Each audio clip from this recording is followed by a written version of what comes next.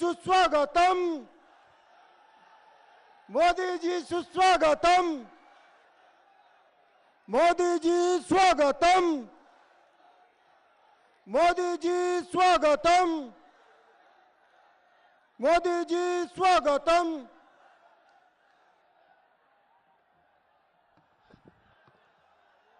সেই কারণে বন্দে মাতরম, মোদিজি জিন্দাবাদ। আর দু লাইন বলে আমি আমার বক্তব্য শেষ করব। সেই কারণে আমি আপনাদের বলতে চাই, রাজ্যের মুখ্যমন্ত্রী হিন্দু মুসলমানকে দুভাগে বিভক্ত করে রাজ্যকে ধর্মের নামে ভাগ করতে চায়। আমি আপনাদের প্রশ্ন করতে চাই, আপনারা ধর্মের নামে বাংলাকে ভাগ করতে চান কিনা, এ প্রশ্ন আমি আপনাদের করতে চাই। সেই কারণে আমি আপনাদের সবাইকে, ভারতীয় জনতা পার্টিকে পদ্ম ফুল চিহ্নে ভোট দেওয়ার আহ্বান জানিয়ে সবাইকে নমস্কার জানিয়ে আমার বক্তব্য শেষ করছি। বন্দে মাতরম, ভারত মাতার জয় হোক। ধন্যবাদ রাহুল সিনহা মহাশয়কে। এখন ভারতবর্ষের সুসন্তান, আমাদের গর্ব, ভারতবর্ষের গর্ব নরেন্দ্র ভাই মোদীকে মালা পরিয়ে বরণ করে নেবেন ভারতীয় জনতা পার্টির পশ্চিমবঙ্গ প্রদেশের সভাপতি দিলীপ ঘোষ এবং ভারতীয় জনতা যুব মোর্চার সভাপতি তুষারকান্তি ঘোষ, কেন্দ্রীয় নেতৃত্ব, রাজ্য নেতৃত্বরা। বন্দে মাতরম। भारत माता की।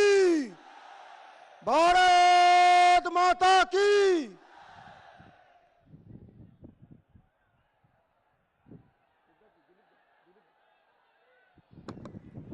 এখন আপনাদের সামনে বক্তব্য রাখবেন ভারতীয় জনতা পার্টি পশ্চিমবঙ্গের সভাপতি, আপনারা সবাই জানেন লড়াকু নেতা দিলীপ ঘোষ।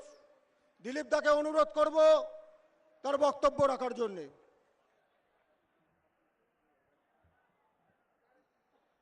মঞ্চে উপবিষ্ট ভারতের প্রধানমন্ত্রী তথা বিশ্ববরেণ্য নেতা মাননীয় নরেন্দ্র মোদী মহোদয়, আমাদের সর্বভারতীয় নেতৃবর্গ মাননীয় রাহুল দা, সিদ্ধার্থনাথজি, माननीय शर्मा जी, प्रदेशेर दुई साधारण सम्पादक डॉक्टर सुभाष सरकार, देवश्री चौधुरी, प्रदेश तथा अखिल भारतीय अन्यान्य नेतृबर्ग, आमादेर सर्वभारतीय एकजन पालक सह संगठन मंत्री माननीय शिवप्रकाश जी पाशेर मंचे आছেন, आमादेर आसपासेर विभिन्न केंद्रे समस्त लड़ाकू प्रार्थीगण, अन्यान्य नेतृबर्ग এবং সমবেত সুধীমণ্ডলী মা ও বোনেরা, বন্ধুগণ, আমরা যার ভাষণ শুনতে এসেছি, মন তৈরি করেছি, সেই ভাষণের সঙ্গে, সেই ভাষণের আগে আমি আর সময় নষ্ট করতে চাই না, কিন্তু দু একটি কথা বলতে হবে। এবারে নির্বাচন, পশ্চিমবাংলার নির্বাচন একটি বিশেষ আঙ্গিকে হচ্ছে, একটি নির্ণায়ক নির্বাচন হচ্ছে। এর আগে বহুবার নির্বাচন হয়েছে, সরকার গঠন হয়েছে, লোকে বিভিন্ন পার্টিকে পরীক্ষা করেছেন, কিন্তু এবারে নির্বাচন নতুন একটি শক্তি উঠে এসেছে, সেটা হচ্ছে ভারতীয় জনতা পার্টি। সেই শক্তির ভয়েতে বাঘে গরুতে একসঙ্গে জল খাচ্ছে, সিপিএম কংগ্রেস এক হয়েছে। সেই শক্তির ভয়েতে সরকারি দলের নেতারা আবল তাবল বকতে আরম্ভ করেছেন। একজন জেলা সভাপতিকে নজরবন্দি করতে হয়েছে এবং আমাদের মাননীয় মুখ্যমন্ত্রীকেও নোটিশ খেতে হয়েছে। এই পরিস্থিতির মধ্যে ভারতীয় জনতা পার্টি পেছন থেকে দৌড় শুরু করেছিল, আজকে সামনের সারিতে পৌঁছে গেছে। আর একটা ফেজ নির্বাচন হলে আপনি দেখবেন সবাইকে ছেড়ে আস্তে আস্তে এগিয়ে চলে যাচ্ছে। তাই বন্ধুগণ, এবারে পশ্চিমবাংলার নির্বাচন একটি বিশেষ নির্বাচন, তার রেজাল্টও সেরকম বিশেষ হবে। অনেকে হয়তো ঘাবড়ে যাবেন রেজাল্ট দেখলে, যে অন্তঃস্থলীলা একটি ধারা বয়ে চলেছে, নাইদার রাইট নর লেফট গো স্টেট বিজেপি। এবারে তাই ডান দিকেও নয় বাঁ দিকে নয়, সোজা চলুন আমি পশ্চিমবাংলার নাগরিকদের এই কথা বলতে চাই, অনেকবার ডাইনে বাঁয়ে তাকিয়ে আপনারা গড্ডায় পড়েছেন। এবার ডাইনেও তাকাবেন না, বাঁয়েও তাকাবেন না, সোজা তাকিয়ে হাঁটুন, ঠিক জায়গায় পৌঁছবেন। সেখানে বিজেপি দাঁড়িয়ে আছে। সারা ভারতবর্ষে যে বিকাশ যাত্রা, যে উন্নয়নের ধারা বয়ে চলেছে মাননীয় নরেন্দ্র মোদীর নেতৃত্বে, আমরা ভারতীয় জনতা পার্টিকে সেই ধারার সঙ্গে, সেই বিকাশ যাত্রার সঙ্গে যুক্ত করতে চাই বন্ধুগণ। তাই আমি কথা দিচ্ছি, পশ্চিমবাংলার নাগরিকরা যদি আমাদের আশীর্বাদ করেন, সহযোগিতা করেন, এখানকার সরকার চালাবার দায়িত্ব দেন, অধিকার দেন, আমি এইটুকু গ্যারান্টি দিতে পারি যে পশ্চিমবাংলায় আমাদের মায়েদের বোনেদের সম্মান নষ্ট করার হিম্মত কারো হবে না। পশ্চিমবাংলায় স্কুল কলেজে লেখাপড়া হবে, মারামারি খুনোখুনি হবে না। পশ্চিমবাংলায় চায় বাগান বন্ধ হবে না, পাট কলও বন্ধ হবে না বন্ধুগণ। পশ্চিমবাংলার হসপিটালেতে কুকুর ছাগলের চিকিৎসা হবে না, মানুষের চিকিৎসা হবে। আমি গ্যারান্টি দিতে চাই, আপনারা হসপিটাল গেলে জ্যান্ত বাড়ি ফিরে আসবেন, এরকম ব্যবস্থা আমরা করব। বন্ধুগণ, আমি আর একটি কথা বলতে চাই, আমরা পশ্চিমবাংলার মানুষকে 2 টাকা কিলো চাল খাওয়াবো না। অনেকে ভাবছেন কি রে বাবা, 2 টাকা কিলো ভালোই চাল খাচ্ছি। না বন্ধুগণ, সারা ভারতবর্ষের লোক 2 টাকা কিলো চাল খায় না, আমরা খাই সেই পচা চাল। আমাদেরকে গরিব করে রেখে দিদি আমাদের চাল খাওয়াচ্ছেন আর বলছেন আমি 2 টাকা কিলো চাল খাওয়াচ্ছি। বন্ধুগণ, ওই চাল আমাদের মাননীয় মোদীজি পাঠাচ্ছেন প্রতি কিলোতে 27 টাকা খরচা করে, আর দিদি তার কৃতিত্ব নিচ্ছেন। আমরা মানুষকে কর্মসংস্থান করে দেব, মানুষ 30 টাকার চাল খাবে, 40 টাকার চাল খাবে, নিজের ইচ্ছা মতো চাল খাবে। 2 টাকার পচা চাল খেতে আমরা বাধ্য করব না। বন্ধুগণ, আমি আর একটি কথা বলতে চাই, আমি এটা বলতে চাই, আজ পশ্চিম বাংলার থেকে আমাদের যুবকরা, যুবতীরা কর্মসংস্থানের জন্য, কাজের সন্ধানে বাংলা ছেড়ে পালাচ্ছে মহারাষ্ট্রে, রাজস্থানে, গুজরাটে, মধ্যপ্রদেশে, কর্ণাটকে, ছত্তিশগড়েতে। আমি কথা দিচ্ছি, আমাদের বাড়ির ছেলে মেয়েরা পেটের জন্য বাংলা ছেড়ে পালাবে না। বাংলা খালি হবে না, ট্রেন বোঝাই করে এখান থেকে শিক্ষিত অশিক্ষিত যুবকরা বাংলা ছেড়ে পাড়ি দেবে না, তাদেরকে আমরা বাংলাতেই কর্মসংস্থান করব।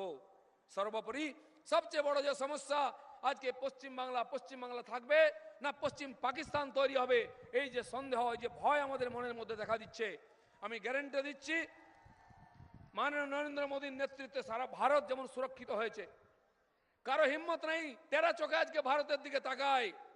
তাহলে পাঠানকোটে যা হয়েছে, জম্মুতে যা হচ্ছে, ভারতবর্ষের জমিতে যেন কেউ ভারতের বিরোধী, ভারতের শত্রু পা দেয়, ওখানেই তার বডি পড়ে যাবে। কফিনে করে নিয়ে যেতে হবে, পালিয়ে যাওয়ার সুযোগ পাবে না। বন্ধুগণ, পশ্চিমবাংলার সীমাকে আমরা সিল করব। জামাত, আল কায়দা, শিবির, উগ্রপন্থীরা এসে বাংলার বাড়ি বাড়িতে, গ্রামে গ্রামে যে বোম ফাটাচ্ছে, যে বোমের কারখানা করেছে, সেটা আমরা বন্ধ করে পশ্চিমবাংলাকে সুরক্ষিত, সুন্দর, শান্তিপূর্ণ প্রদেশে তৈরি করব, এই কথা আমি আপনাদের সামনে দিচ্ছি। তাই বন্ধুগণ, বিজেপিকে সঙ্গে নিন, পশ্চিমবাংলাকে বদলে দিন, এই স্লোগান দিয়ে বলতে চাই, আগামী নির্বাচনেতে যেখানে যেখানে ভোট বাকি আছে সেখানে বিজেপির কর্মীদেরকে, বিজেপির প্রার্থীদেরকে ব্যাপক ভোটে জয়ী করে পশ্চিমবাংলায় বিজেপির সরকার গঠন করুন। আর পশ্চিমবঙ্গকে আমরা যে সোনার বাংলা গড়তে চাই তাকে সফল করার জন্য সহযোগিতা করুন। এই কয়েকটি কথা বলে সবাইকে ধন্যবাদ জানিয়ে শেষ করছি। ভারত মাতা কি জয়, বন্দে মাতরম। আমি আপনাদের প্রতীক্ষা বাড়াবো না, যাদের ভাষণ শোনার জন্য আমরা রৌদ্রে অপেক্ষা করেছি, সেই মাননীয় নরেন্দ্র মোদী আমাদের সামনে উপস্থিত। আমি তাকে নিবেদন করছি, আমরা আমাদের বাংলার কর্মীদের, নাগরিকদের মনোবল বাড়ান, উৎসাহ দিন, তার সুললিত বাণী শুনে আমরা উৎসাহিত হব, এই আশা রেখে মাননীয় নরেন্দ্র মোদীকে আহ্বান করছি। আমি নরেন্দ্র মোদীকে অনুরোধ করছি তার ভাষণ রাখার জন্য। ধন্যবাদ।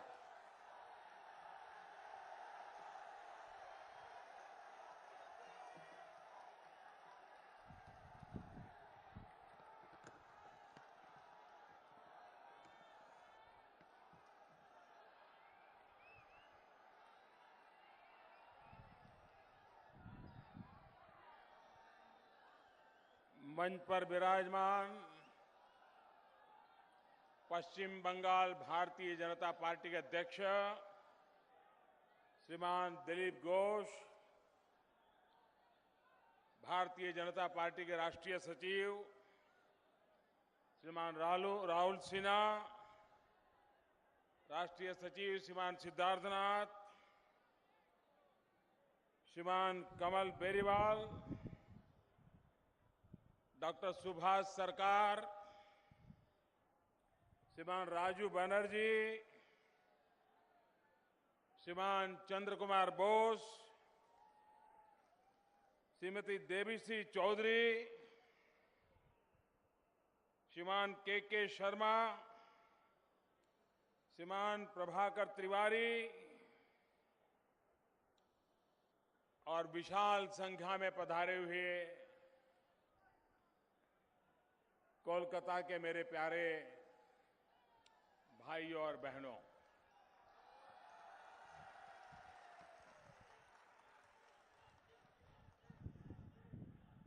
আমার প্রিয় ভাই আর বোনেরো, শুভ নববর্ষ।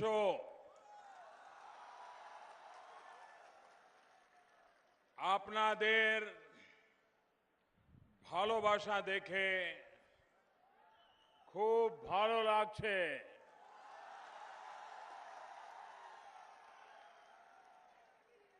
আপনারা সবাই কেমন আছেন?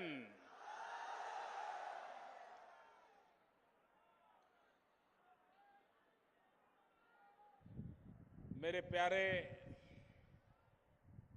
कलकत्ता के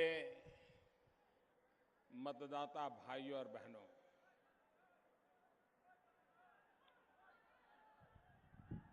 ये चुनाव कौन एमएलए बने,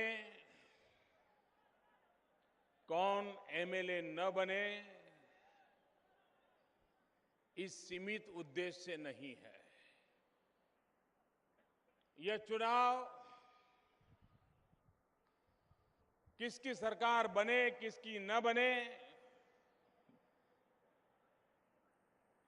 इस सीमित उद्देश्य से भी नहीं है।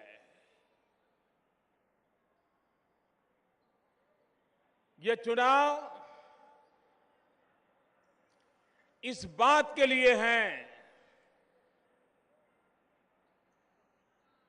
कि बंगाल का भविष्य क्या होगा, बंगाल के नौजवानों का भविष्य क्या होगा।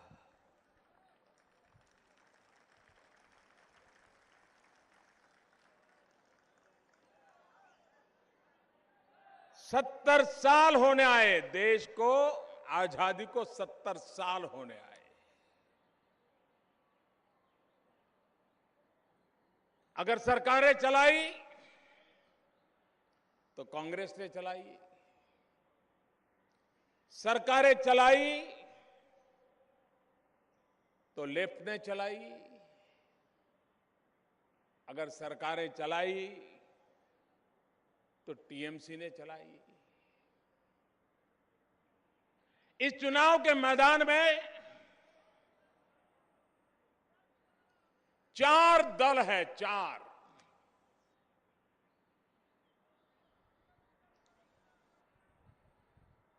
एक तरफ भारतीय जनता पार्टी है, दूसरी तरफ कांग्रेस और लेफ्ट का गठबंधन है, तीसरी तरफ टीएमसी है। आपने बाकी 3 लोगों की सरकारें देखी है, उनके कारनामे भी देखे हैं, उनका कारोबार भी देखा है।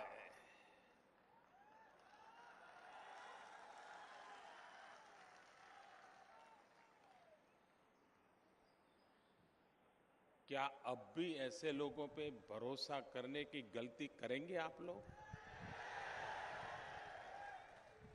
क्या ऐसे लोगों पर भरोसा करने की गलती कोलकाता कर सकता है?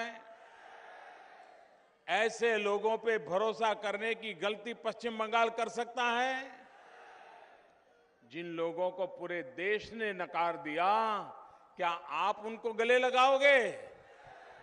कभी लगा सकते हो क्या? पश्चिम बंगाल तो कभी गलती नहीं कर सकता है, लेकिन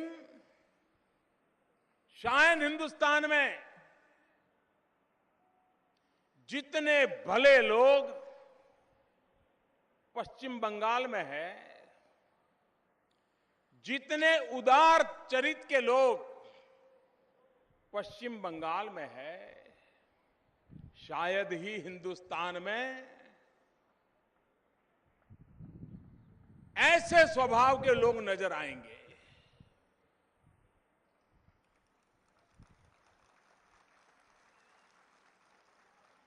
अगर किसी और राज्य में सरकारों ने ऐसी दुर्दशा की होती, वहां की जनता उनका मुंह तक नहीं देखती। लेकिन ये आप लोग हैं, बड़े भले लोग हैं, उदार लोग हैं,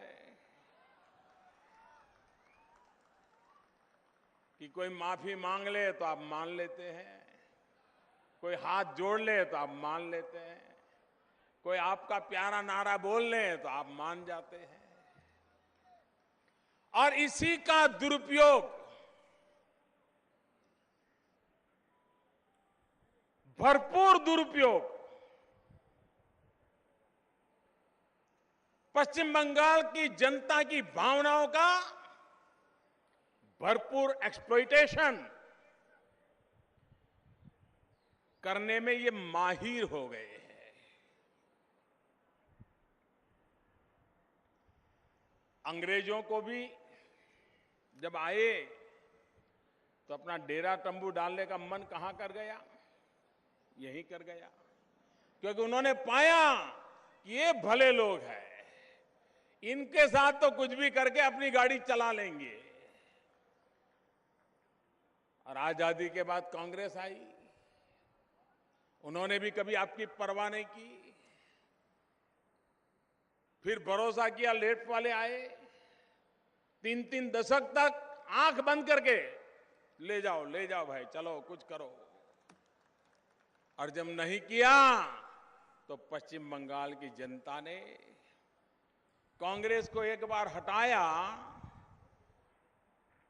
तो बाद में 4 दशक तक कांग्रेस की यहां कुछ नहीं चली।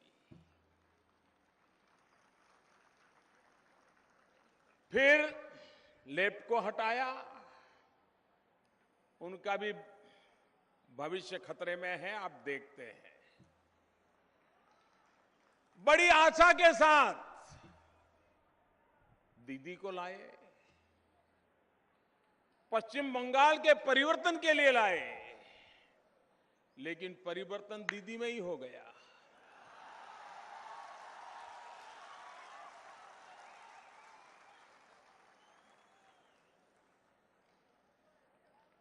मैं पश्चिम बंगाल के मेरे प्यारे भाइयों बहनों आपसे कहना चाहता हूं, जब तक आपको बर्बाद करने वालों को सजा नहीं देंगे, ये कोई सुधरने वाले नहीं है। और एक बार आप उनको सजा करना शुरू कीजिए, हर 5 साल हिसाब देना पड़ेगा और कुछ अच्छा काम करने के लिए मजबूर हो जाएंगे। लेकिन आज तो वो हर एक को अपने जेब में ही मानते हैं। मैं तो हैरान हूं, ये लेफ्ट और कांग्रेस वाले, ये पश्चिम बंगाल के लोगों को समझते क्या है? वे भले हैं, संवेदनशील है,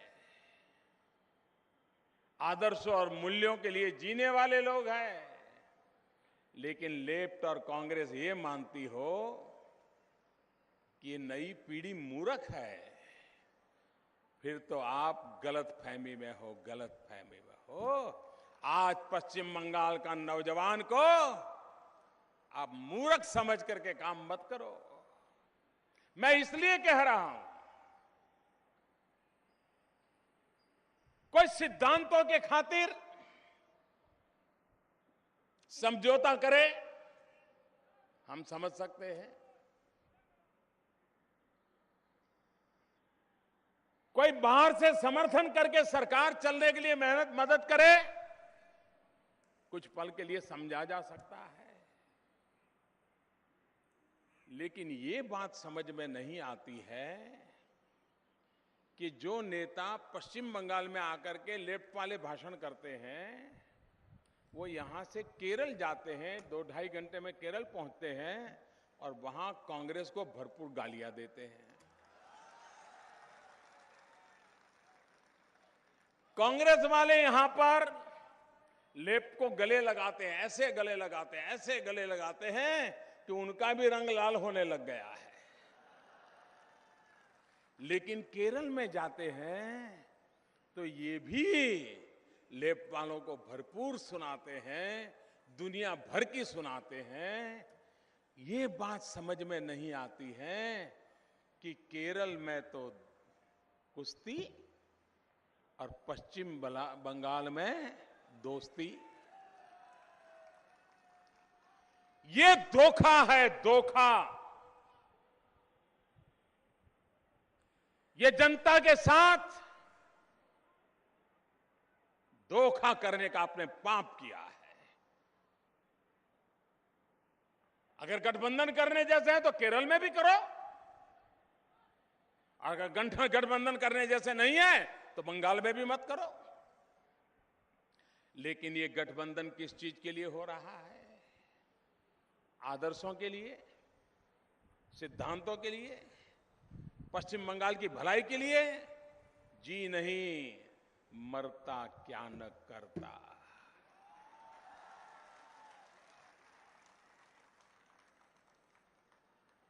उनकी नैया डूब चुकी है। कभी 440 लोग पार्लियामेंट में बैठते थे, आज 40-44 पर आ गए, 40-44 पर आ गए।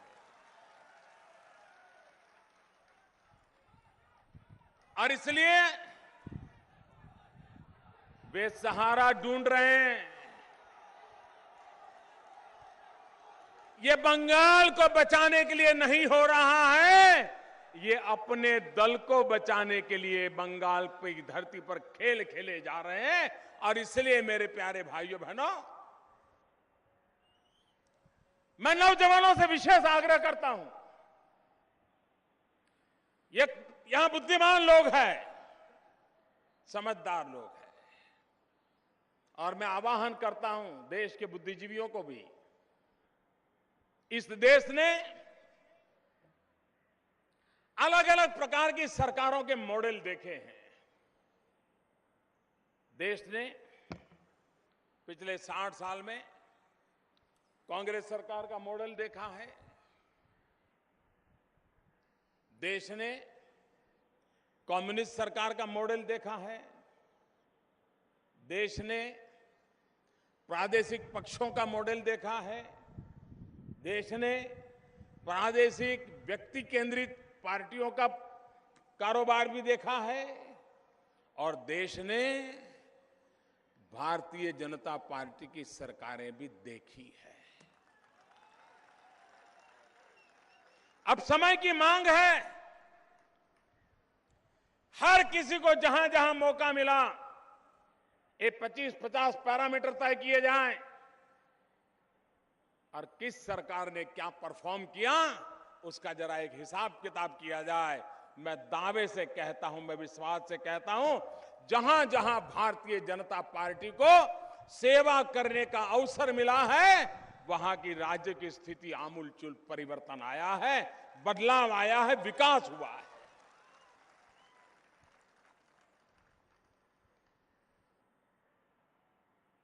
और कोई इस कसौटी पर खरे नहीं उतरे। लेप को क्या नहीं मिली यहां के जनता की मदद, क्या दिया आपको?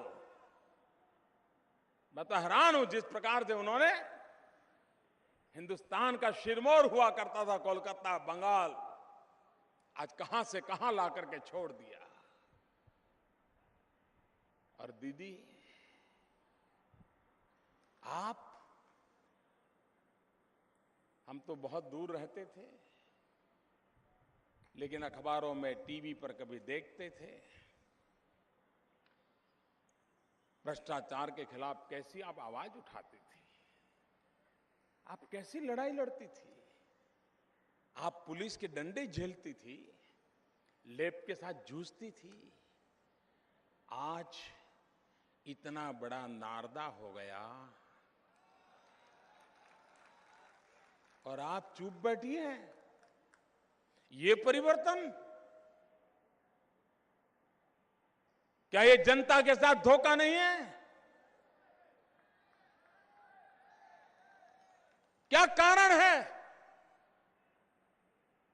कि ऐसे लोगों को बख्शा जा रहा है। और इनकी मिली भगत देखिए, यहां पर तो लेफ्ट और कांग्रेस का गठबंधन है। केरल में लेफ्ट और कांग्रेस आमने सामने लड़ रहे हैं, लेकिन दिल्ली में लेफ्ट, कांग्रेस एंड दीदी तीनों मिले जुले हैं। आप पिछले 2 साल में पार्लियामेंट में जो कुछ भी हुआ देख लीजिए, तीनों ने सब कुछ मिलकर के किया है।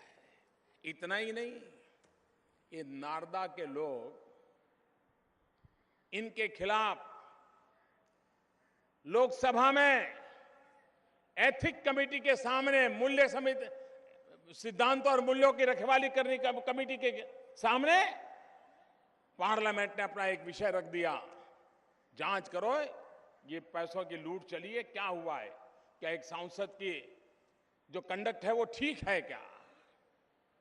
लेकिन वो चीज राज्यसभा में नहीं हुई, क्योंकि राज्यसभा में हम बहुमत में नहीं है। वहां तो दीदी, लेफ्ट और कांग्रेस इन्हीं की चलती है, और वहां पर मामला एथिक कमेटी में नहीं दिया गया। नारदा के गुनहगारों को बचाने का काम हुआ, और आप एक ही प्रकार के लोग यही कारोबार करते रहोगे, और पूरा हिंदुस्तान चौंक गया। टीवी के कैमरा के सामने अभी कितना लाए हो, और ऐसे कुर्ते के जेब में अगला किस्त कब दोगे। अच्छा ऐसा करो, उधर जो मेरा एक है ना उसको भी दे के आओ।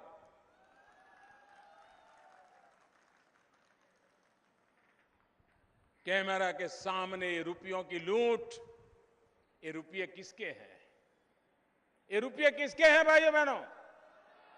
किसके पैसे हैं ये जनता जनार्दन के पैसे हैं, जो कैमरा के सामने लूटे गए हैं। मेरे भाइयों बहनों, लूटे गए हैं।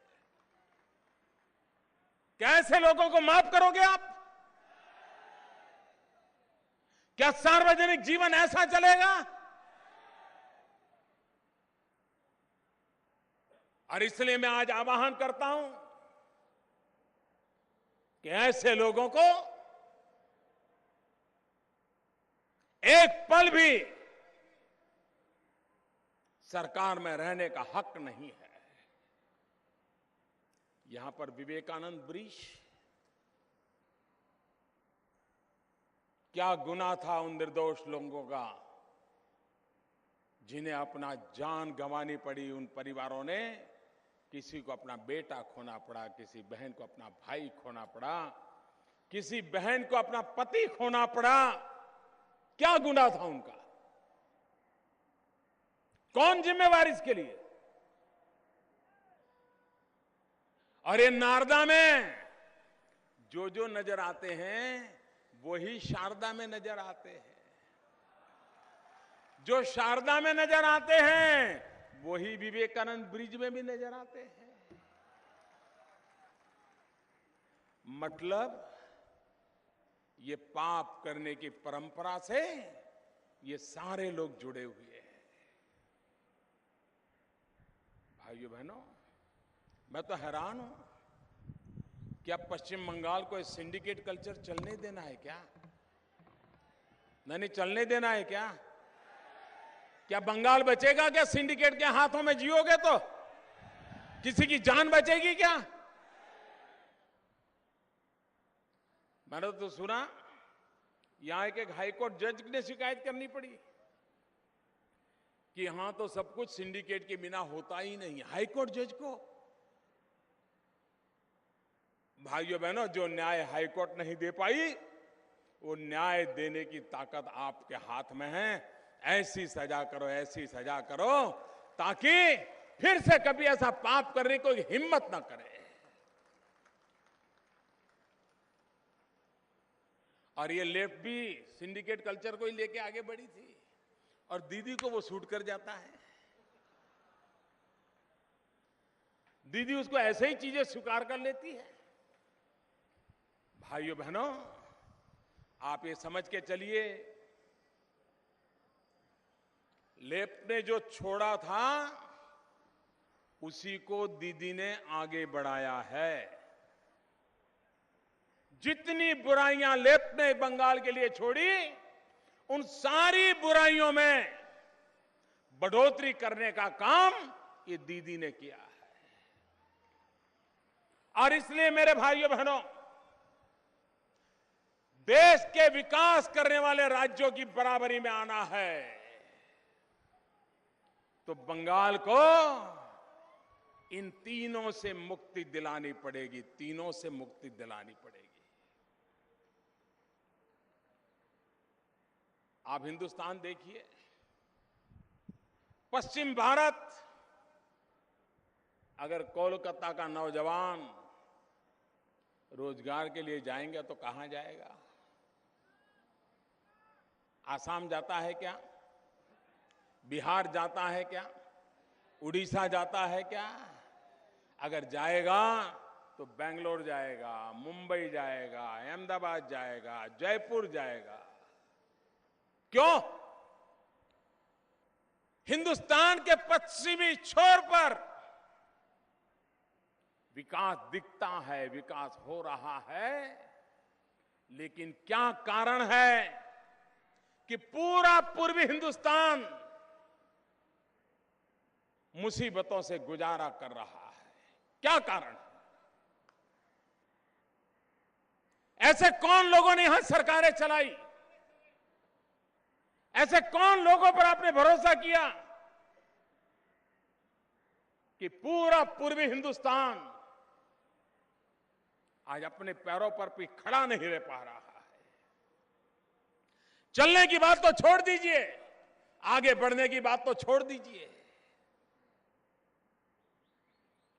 पूर्वी उत्तर प्रदेश का क्या हाल है? उड़ीसा का क्या हाल है? बिहार का क्या हाल है? पश्चिम बंगाल तो आपके सामने है, आसाम का क्या हाल है? नॉर्थ ईस्ट का क्या हाल है? भाइयों बहनों, मुझे आशीर्वाद दीजिए, मेरा एक सपना है, यह सपना मुझे पूरा करना है। और मेरा सपना है, जैसे शरीर में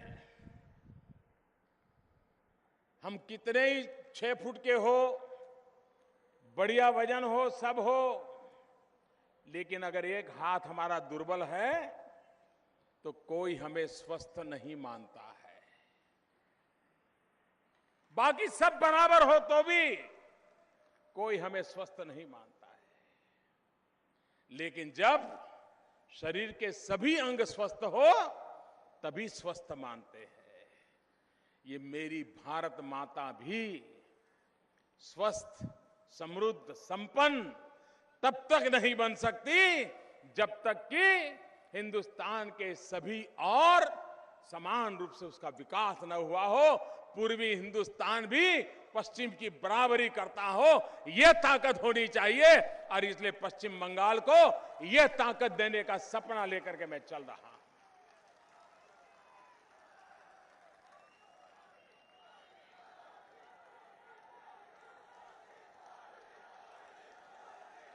कभी कभी तो लगता है, चाहे कांग्रेस हो, चाहे लेफ्ट हो,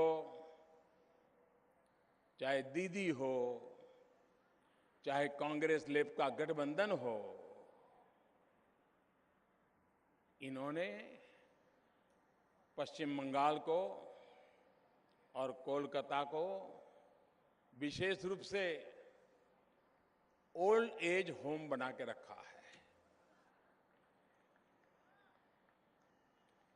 जवान लोग हैं, वो अपना गांव शहर छोड़ करके रोजी रोटी कमाने जा रहे हैं और बूढ़े मां बाप यहां बचे हुए हैं। एक प्रकार से पूरे प्रदेश को यहां से जवानों को हिजरत करनी पड़े, यह हाल रखा है भाई।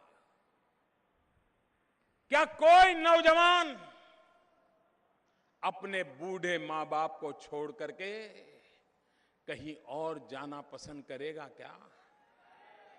करेगा क्या? करेगा क्या? अपना गांव, गलियां, खलिहान, यार, दोस्त, खुली हवा, खुला आसमान, उसे छोड़ करके जाने का कोई पसंद करेगा क्या? लेकिन आज बंगाल के नौजवानों को मां बाप का पेट भरने के लिए, सम्मान से जीने के लिए, कुछ कमाने के लिए अपने बूढ़े मां बाप को छोड़ करके कहीं बड़े शहरों की गलियों में गुजारा करना पड़ता है, झुग्गी झोपड़ी में जिंदगी गुजारनी पड़ती है भाई।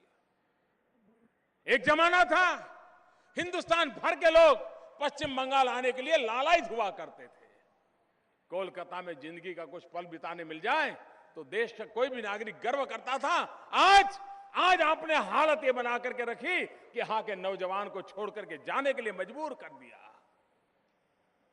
और इसलिए भाइयों बहनों,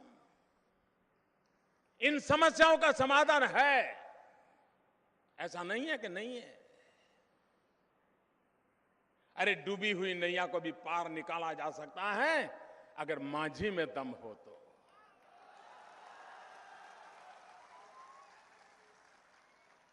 और इसलिए भाइयों बहनों,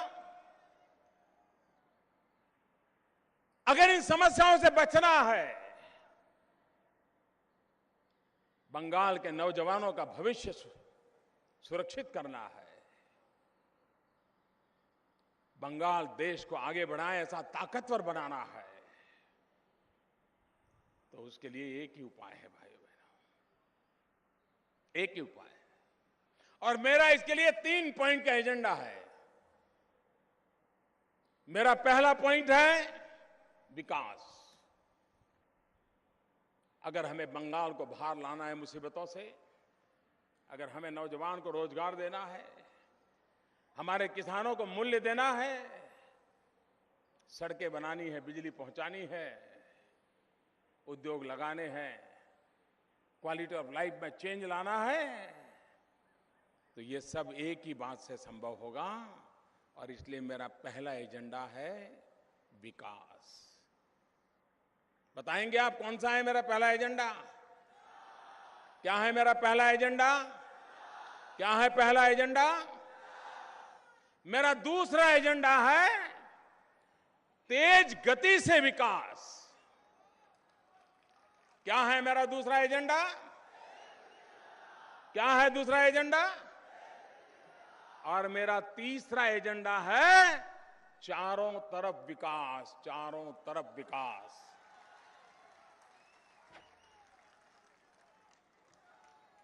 मुझे बताइए, जब बैंकों का राष्ट्रीयकरण हुआ तो कांग्रेस पार्टी की सरकार थी और उन्होंने कहा, और लेखपालों ने बहुत तालियां बजाई थी उस समय, बहुत तालियां बजाई थी। उन्होंने कहा कि बैंक गरीबों के लिए होनी चाहिए, बैंकों के दरवाजे गरीबों के लिए खुलने चाहिए। भाइयों बहनों, आजादी के 70 साल होने जा रहे हैं। मैं जब दिल्ली में बैठा, इस देश के 40% से भी ज्यादा गरीब ऐसे थे जिन्होंने कभी बैंक का दरवाजा नहीं देखा था। गरीब को कभी बैंक के अंदर पैर रखने की इजाजत का माहौल नहीं था। और उसका परिणाम क्या आया? गरीब कुछ पैसे बचाना चाहता था, कुछ ब्याज मिले चाहता था, बच्ची बड़ी हो जाए तो शादी करवाना चाहता था, बेटा बड़ा हो तो पढ़ाई करवाना चाहता था, हो सके तो एक आध छोटा सा घर में लेने का नौबत आए तो लेने का इरादा रखता था। और इसलिए वो बेचारा अपनी जो कुछ भी कमाई थी बचा बचा करके कहीं रखना चाहता था। लेकिन बैंक के दरवाजे बंद थे और बैंक के दरवाजे बंद थे, इसलिए वो बेचारा गरीब शारदा चिट फंड में पैसे रखने के लिए मजबूर हो गया। और सिर्फ उसके पैसे नहीं गए मेरे भाइयों बहनों, 50, 100, 200 करोड़ रुपए का मुद्दा नहीं है। लाखों लाखों गरीबों के सपने चूर चूर हो गए हैं। उसकी बेटी जिसकी शादी कर रही थी, वो बेटी कमारी रह गई है। जिस बेटे को वो पढ़ाना चाहता था, वो बेटे को अब नौकरी में मजदूरी पर लगाना पड़ा है। ये पाप शारदा चिटफंड वालों ने किया है। लेकिन कांग्रेस ने लेफ्ट में ये कभी बैंकों के दरवाजे गरीबों के लिए खोल दिए होते तो शायद मेरे गरीबों को शारदा चिटफंड की ओर जाना नहीं पड़ता और इस प्रकार से उनके साथ धोखाधड़ी हुई वो न होती। उपाय हमने खोजा। हमने प्रधानमंत्री जन धन योजना बनाई। गरीब से गरीब को कहां खाता खोलो, उसके पास खाता खोलने के लिए पैसा नहीं था। बैंक वालों का नियम था कि मिनिमम कुछ पैसा दे तभी खाता खुलता है। हमने नियम बदल दिया। अरे गरीब से बड़ा कोई ईमानदार नहीं होता है, उसके पास पैसे नहीं है तो भी बैंक का खाता खोल दो, जो स्टेशनरी का खर्चा होगा वो सरकार भुगतेगी। और इस देश के करोड़ों करोड़ों गरीबों के बैंक के खाते खोल दिए और बैंक वाले गरीबों के घर गए। जिस गरीब को कभी बैंक के दरवाजे पर पहुंचने की संभावना नहीं थी, उस बैंक के बड़े बड़े अफसर गरीबों के घर पर जाकर के उनको बनाने लग गए। और गरीबों की अमीरी देखिए। जब गरीबों की अमीरी देखते हैं ना, तो मन करता है कि इनके लिए जितना करे उतना कम है। गरीबों को जीरो अमाउंट से बैंक अकाउंट खोलना था। लेकिन गरीब ईमानदार होता है, मूल्यनिष्ठ भी होता है। उसने कहा मोदी जी ने ठीक किया, बिना पैसे खाता तो खुल जाएगा, लेकिन ऐसा तो नहीं होगा, कुछ तो देना चाहिए। और गरीबों ने जीरो बैलेंस से अकाउंट खोलने के बजाय किसी ने 50, किसी ने 100, किसी ने 200 रुपया डाला और करीब करीब 30,000 करोड़ रुपया गरीबों ने प्रधानमंत्री जनधन अकाउंट में जमा करवाया। 30,000 करोड़ रुपया छोटी अमाउंट नहीं है। ये मेरे गरीबों की अमीरी का उदाहरण है, मेरे गरीबों की अमीरी का उदाहरण। लेकिन ये व्यवस्था नहीं थी तो कोई शारदा चिटफंड वाले गरीबों को गुमराह करके उसके रुपये लूट लेते थे। भाइयों बहनों, व्यवस्थाएं कैसे बदली जाती है आपको मालूम है? हमारे देश में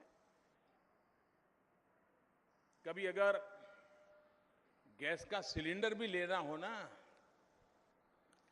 तो सिफारिश के बिना नहीं मिलता था। नेता के घर चप्पल घिसने पड़ते थे, नेता का कुर्ता पकड़ करके घूमना पड़ता था। यार कुछ करो साहब, एक गैस का सिलेंडर का कनेक्शन दिलवा दो। यहां बहुत लोग ऐसे बैठे होंगे जिनके घर में आज भी गैस का सिलेंडर नहीं होगा। भाइयों बहनों, गरीबों के नाम पर राजनीति करने वाले लोग और चुनाव आते ही गरीब गरीब गरीब गरीब गरीब गरीब गरीब गरीब गरीब गरीब गरीब गरीब गरीब गरीब गरीब गरीब गरीब ये माला जपने वाले लोग, उन तो कभी ये नहीं विचार आया कि सच्चे अर्थ में गैस सिलेंडर के कनेक्शन की जरूरत किसको है। मेरे प्यारे भाइयों बहनों, एक गरीब मां जब लकड़ी से, चूल्हे से आग जला करके खाना पकाती है तो वैज्ञानिक कहते हैं कि एक दिवस में उस मां के शरीर में 400 सिगरेट जितना धुआं चला जाता है। 400 सिगरेट जितना।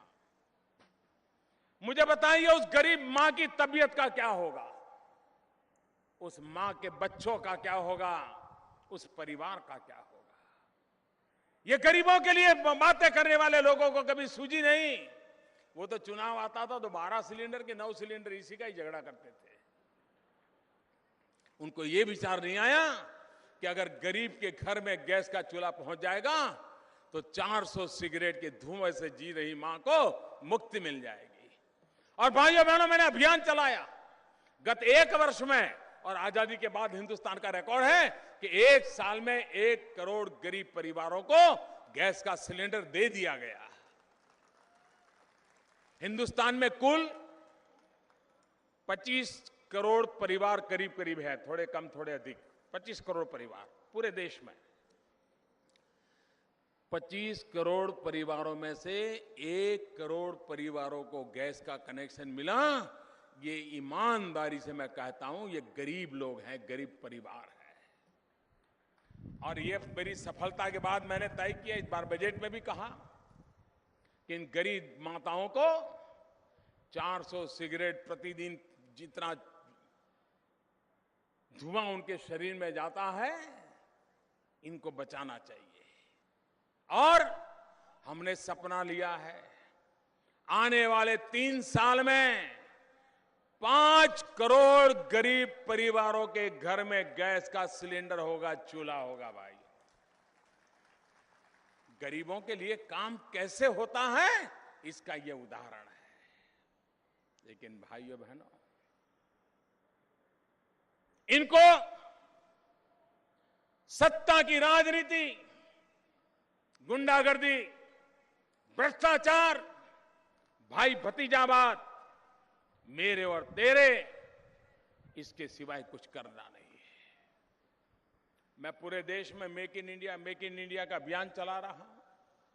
दुनिया भर से ऐतिहासिक रूप से एफडीआई आ रही है, वर्ल्ड बैंक हो, IMF हो, क्रेडिट रेटिंग एजेंसी हो, सबका सब लोग कह रहे हैं आज पूरी दुनिया में अगर तेज गति से कोई चल रहा है तो हिंदुस्तान चल रहा है, आर्थिक विकास की ओर चल रहा है।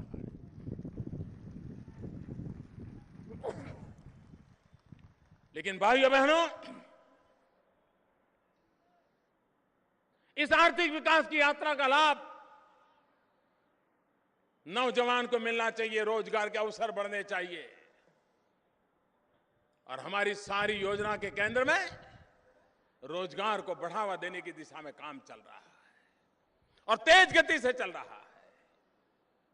और इसलिए भाइयों बहनों, मैं बंगाल का भाग्य बदलने के लिए, विकास के लिए वोट मांगने आया हूं, भारतीय जनता पार्टी के लिए वोट मांगने आया हूं, दुर्दशा से मुक्ति के लिए वोट मांगने आया हूं। और एक तीसरा ऑल्टरनेट देकर के देखिए, आपको पता चलेगा सरकार किसको कहते हैं, अच्छी सरकार किसको कहते हैं, लोगों के लिए काम करने वाली सरकार किसको कहते हैं, इसका पता चलेगा आपको। आज भी 18,000 गांव आजादी के 70 साल होने आए, बिजली का खंभा तक न पहुंचा हो। मैंने बीड़ा उठाया, 1000 दिन में इन 18,000 गांवों में खंभा भी पहुंचाऊंगा, तार भी लगाऊंगा और करंट भी चालू कर दूंगा।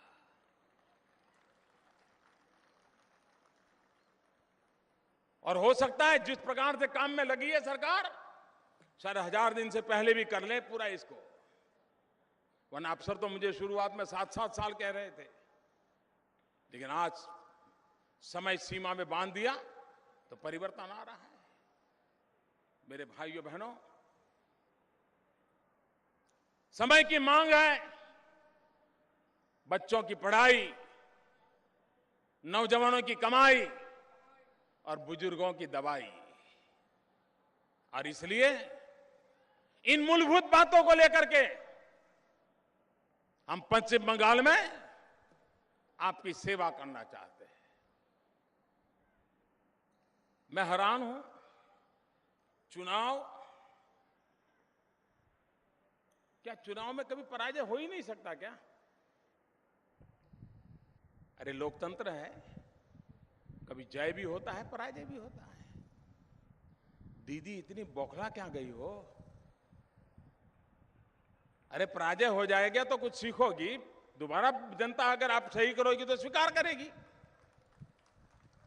पराजय का ऐसा भय बैठ गया, दीदी को ऐसा भय बैठ गया है कि अब वो इलेक्शन कमीशन से ही लड़ पड़ी है। अरे चुनाव लड़ना है बीजेपी से, चुनाव लड़ना है कांग्रेस से, और आप इलेक्शन कमीशन से ही लड़ रही हो। ये इलेक्शन कमीशन के खिलाफ आपने जो लड़ाई चलाई है ना, वो आपके पराजय की स्वीकृति है, पराजय की स्वीकृति है। अरे खेल के मैदान में खिलाड़ी अन्याय दिखता है तो भी एम्पायर की बात मानता है, कभी एम्पायर की चुनौती नहीं देता है। आप एम्पायर को चुनौती दे रहे हो।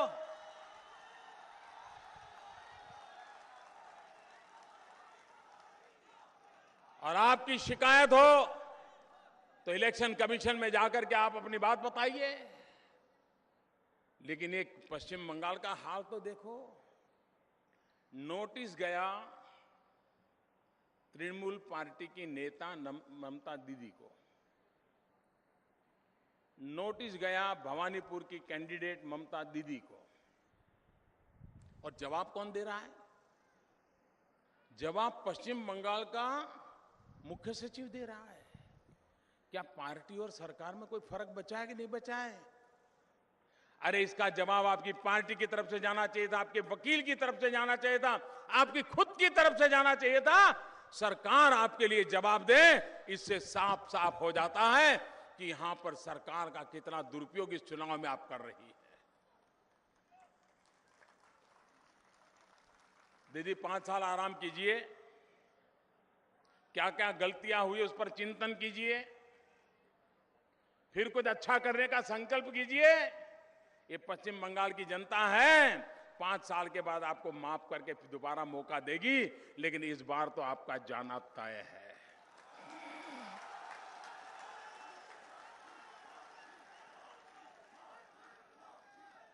और लेप और कांग्रेस,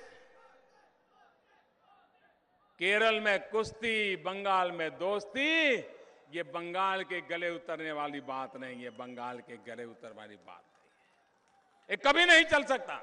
ये धोखेबाजी लोकतंत्र में नहीं चल सकती है, कतई नहीं चल सकती है। और इसलिए मेरे भाइयों बहनों, एक तरफ बंगाल का भविष्य अंधकार में बनता चला जा रहा है, दूसरी तरफ धोखेबाजी हो रही है, तीसरी तरफ एक नया ऑल्टरनेट आपके सामने आया है। दिल्ली पूरी तरह आपकी मदद करने के लिए तैयार है, देश आपकी मदद करने के लिए तैयार है। मैं आपको निमंत्रण देता हूं, आइए भारतीय जनता पार्टी को विजयी बनाइए, हमारे सभी साथियों को विजयी बनाइए और पश्चिम बंगाल का भविष्य तय कीजिए। नौजवान आपका भविष्य तय करिए। इसी एक अपेक्षा के साथ आप सबको बहुत बहुत शुभकामनाएं। धन्यवाद।